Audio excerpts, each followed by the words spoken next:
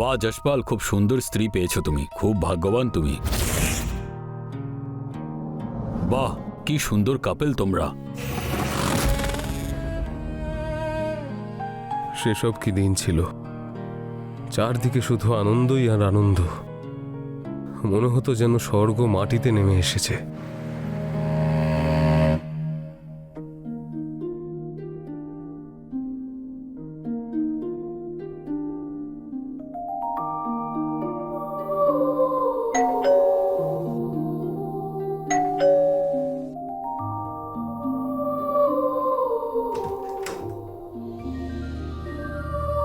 এসে গেছো? চলো।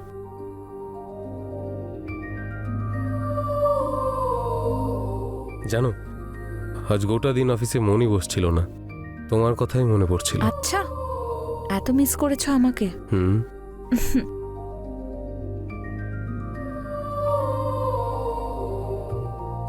মে আই কামিং? সরি সরি, মনে হচ্ছে ভুল সময় চলে এসেছি। যখন এসেই গেছিস তাহলে চলে আয়। হ্যাঁ,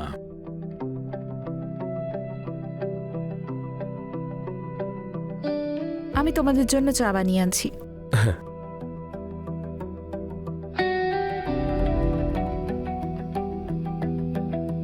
কোনো টেনশনে আছিস নাকি?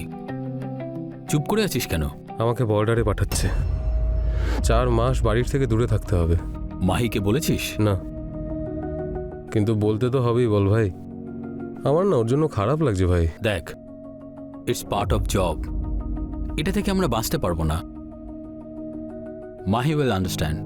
হ্যাঁ, সেটা তো ঠিকই, কিন্তু আসলে ভাই আমি চলে যাওয়ার পরে না ও পুরোপুরি একা হয়ে যাবে। আমি কারোর উপর ভরসাও করতে পারবো না, একমাত্র তোর উপরই আমি ভরসা করতে পারি। তুই ওর খেয়াল রাখবি তো ভাই? অফকোর্স ভাই, আমি ওর খেয়াল নিশ্চয়ই রাখবো, তুই চিন্তা করিস না। থ্যাংক ইউ ভাই, থ্যাংক ইউ। এই নাও চা।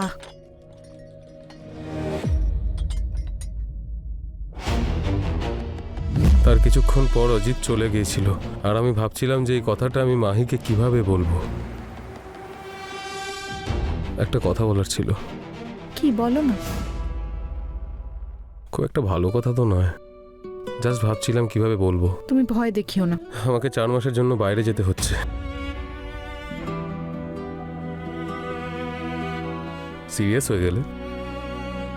সিরিয়াস হওয়ার মতোই তো কথা। তুমি 4 মাসের জন্য বাইরে যাচ্ছ, আমি কিভাবে থাকবো তোমাকে ছাড়া? এটাই তো আমি ভাবছিলাম। আমি তো একটা দিনও তোমাকে ছেড়ে থাকতে পারবো না। খুব মিস করবো তোমায়। আমিও মিস করবো তোমাকে খুব।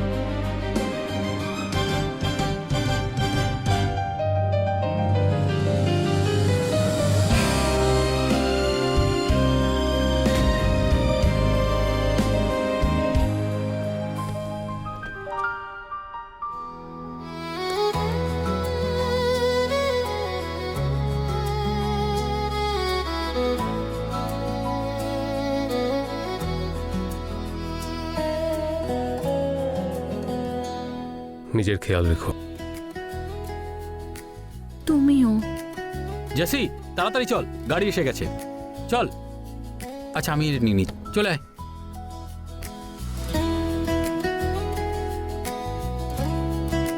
Bye bye.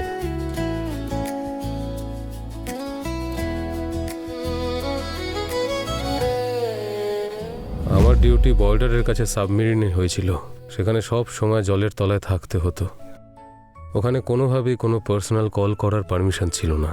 সেজন্য মাহির সাথে তখনই কথা হতে পারতো যখন বর্ডার থেকে অনেক দূরে আমি আমাদের সীমান্তে আসতাম। এর মাঝে একটা ভালো বিষয় এটাই হয়েছিল যে বর্ডারের টেনশনটা অনেক কমে গেছিল, আর আমার 4 মাসের বদলে 3 মাসেই ছুটি হয়ে গেল। আমি কল করে মাহির সাথে কথা বলেছিলাম ঠিকই, কিন্তু এটা বলিনি যে আমার ছুটি হয়ে গেছে। হ্যালো মাহি, কেমন আছো? কবে আসবে জেসি? তোমাকে ছাড়া কিচ্ছু ভালো লাগছে না। এই তো জাস্ট 1 মাস পরেই আসবো। এই তো দেখতে দেখতে 3 মাস হয়ে গেল, এইভাবে আরও 1 মাস কেটে যাবে। তোমার জন্য এটা বলাটা খুবই সহজ। আমায় জিজ্ঞেস করো, এক একটা দিন এক একটা বছরের মতো মনে হচ্ছে আমার। মনে তো আমারও তেমন হচ্ছে, কিন্তু কি করব, ডিউটি ইজ ডিউটি। ইস, তুমি যদি আমার সঙ্গে এখানে থাকতে। জানো আমি কি বলতাম? আমরা দুজন সমুদ্রের নিচে জ্যাক রোজের মতো টাইটানিকে আছি। তুমি তো জল নিয়ে শায়রি করতে শুরু করেছো। কি করব, কাজটাই তো আমার জলের মধ্যে। আর এমনিতেও তোমার ভালোবাসা তো আমার রক্ত আগেই জল করে দিয়েছে। ওকে, তাড়াতাড়ি এসো। Bye Jessie, love you. Okay okay, love you, bye bye. তখন মাহিকে আমি কিছুই বলিনি। আমি হঠাৎ করে পৌঁছে ওকে সারপ্রাইজ দিতে চেয়েছিলাম। আমার শুধু তাড়াতাড়ি বাড়ি যাওয়ার ছিল, ব্যাস।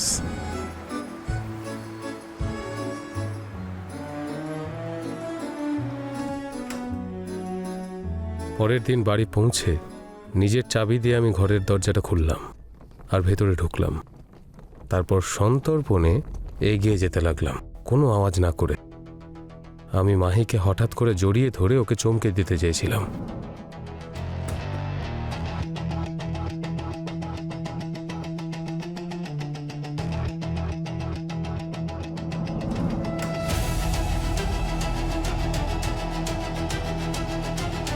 এখন আমাদের কাছে 1 মাস বাকি আছে।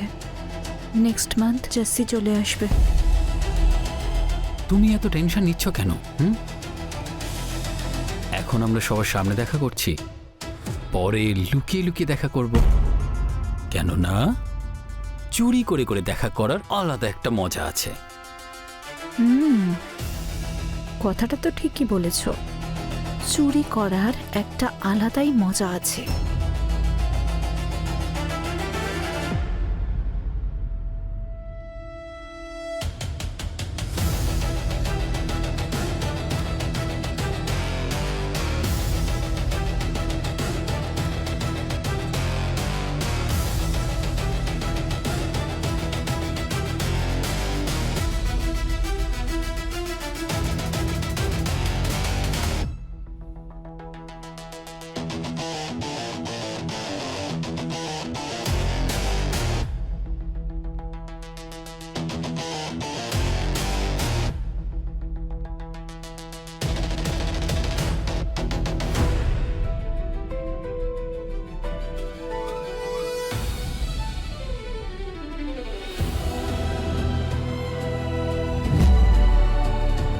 আমি স্বপ্নেও ভাবিনি যে অজিত আর মাহি আমার সঙ্গে ঠিক এরকমটা করবে। এই জঘন্য দৃশ্য দেখে আমার মাথায় আগুন ধরে গেছিল। ইচ্ছে হচ্ছিল আমি তখনই গিয়ে দুজনকে শ্যুট করে দিই, কিন্তু আমি দেখতে চাইছিলাম যে আমি আসার পর দুজনে কেমন নাটক করে। সেজন্য আমি আমার জিনিসপত্র নিয়ে চুপচাপ ঘর থেকে বেরিয়ে গেছিলাম।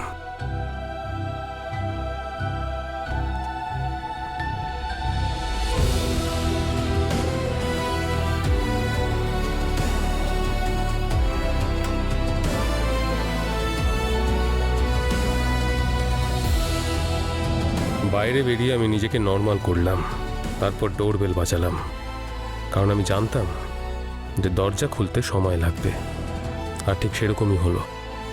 ভেতরে যেই রাসলীলা চলছিল সেটা গুটিয়ে বাইরে আসতে সময় তো লাগতোই।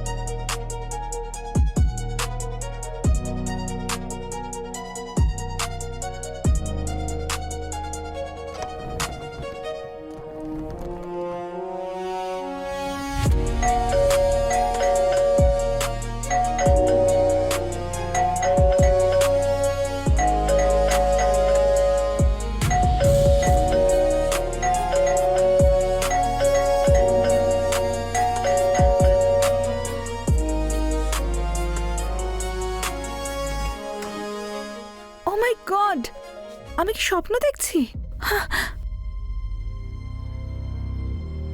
তুমি তো আমাকে সারপ্রাইজই করে দিলে। ভালো হয়েছে তুমি এখনই চলে এসেছো।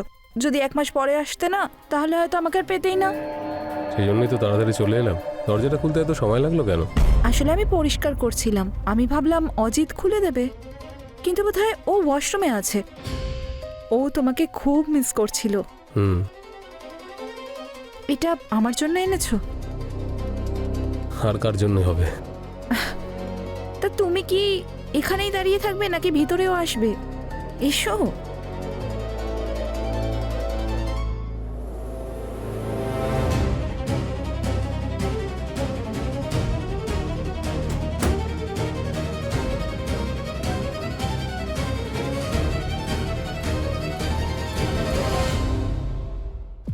কি গিফট এনেছো তুমি আমার জন্য?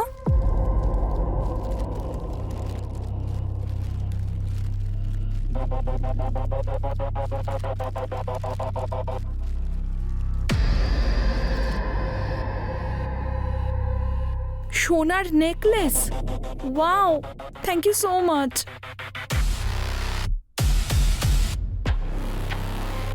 খুব ভালোবেসে এনেছিলাম। ভেবেছিলাম নিজের হাতেই পরিয়ে দেবো। হ্যাঁ, তা পরিয়ে দাও না। এখন অনেক ক্লান্ত হয়ে গেছি। বুঝতেই পারছি। আমি তোমার জন্য গরম গরম চা বানিয়ে নিয়ে আসছি।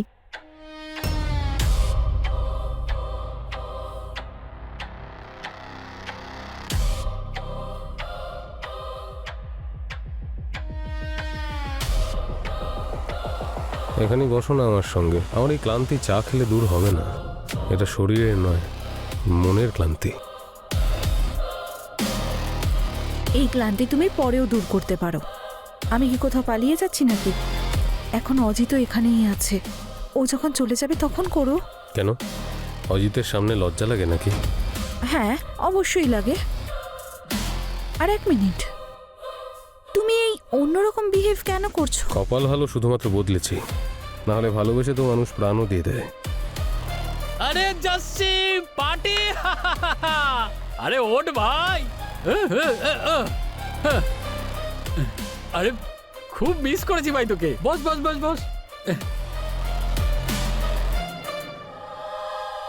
কে বেশি মিস করেছে, তুই নাকি মাহি?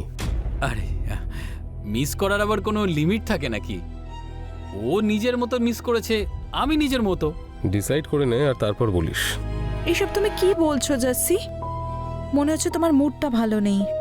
তুমি একটা কাজ করো, স্নান করে নাও। আমি তোমার জন্য ব্রেকফাস্ট করছি। গাইস, তোমাদের মধ্যে আমি কাবাবের হাড্ডি হতে চাই না। আমি চললাম। বস।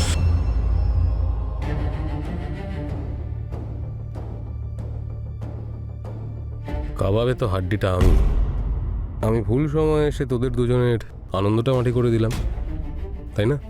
ঠিক কথা বলছি তো? এনাফ ইজ এনাফ জাসি। এ তুমি কি সব বলছো? তুমি আমাকে আর অজিতকে সন্দেহ করছো? সন্দেহের কোনো প্রশ্নই নেই। সন্দেহ তখন হয় যখন কনফিউশন হয়। এখানে তো সবকিছু আমার চোখের সামনে আছে। কি জানিস তুই? এত নোংরা চিন্তা তোর। আরে আমি মাহির সঙ্গে দেখা করতে এসেছি, তোর কি মনে হচ্ছে আমার আর মাহির মধ্যে কোনো চক্কর চলছে? Can't take it anymore. আমি যাচ্ছি। দাঁড়া, বস বস, একটা পেক খেয়ে যা।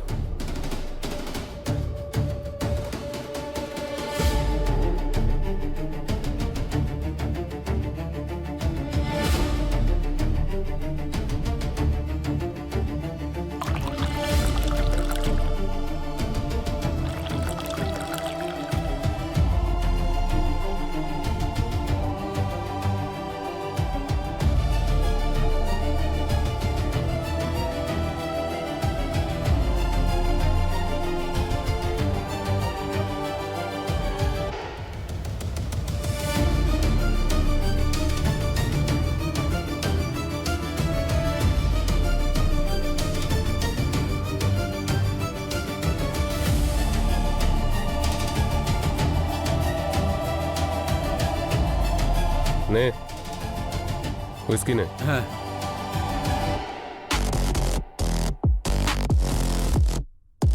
চিয়ার্স।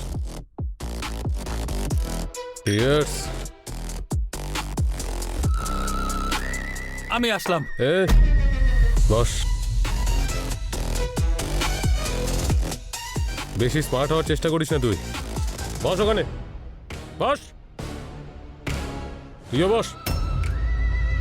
আমি সব কিছু নিজের চোখে দেখেছি আর শুনতেও পেয়েছি যে যশপাল আসার পর আমরা লুকিয়ে লুকিয়ে দেখা করব। সবার আগে তো এটা অ্যাকসেপ্ট কর যে তোরা দুজন একসঙ্গে রাসলীলা করছিলি। বল, না হলে গুলি চালাতে আমার হাত একটুও কাঁপবে না। আমাকে ক্ষমা করে দে জাসি। গুড। এবার বল যে গল্পটা শুরু কিভাবে হয়েছিল। তোদের দুজনের এই নোংরা খেলাটা কবে থেকে শুরু হয়েছিল? দেখো যাচ্ছি, সোজাসুজি বল, নাটক কম কর। যেটা জিজ্ঞাসা করছি সেটা বল, না হলে 1 2। বলছি তোমার যাওয়ার 2 দিন পরেই আমি মাহির জন্য আইসক্রিম নিয়ে এসেছিলাম। দেখো আমি তোমার জন্য কি এনেছি। ও থ্যাংক ইউ। এই শহরের বিখ্যাত আইসক্রিম, এটা ফর ইউ। আমার আইসক্রিম খুব ভালো লাগে। আর একটু খাও।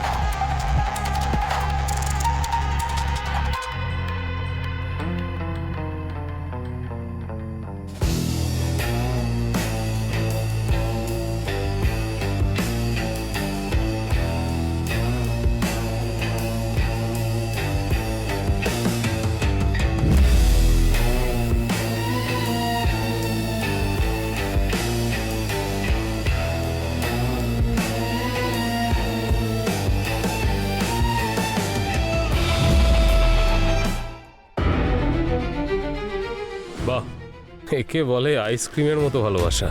এবার আমি দেখতে চাই তোদের দুজনের লাইভ রাসলীলা। কিভাবে করতিস, কি কি করতিস, করে করে দেখা। চল।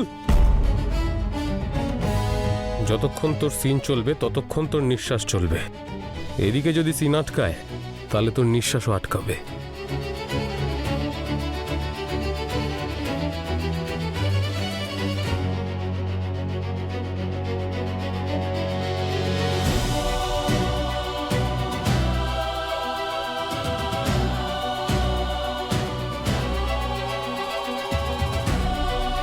ভালো করে।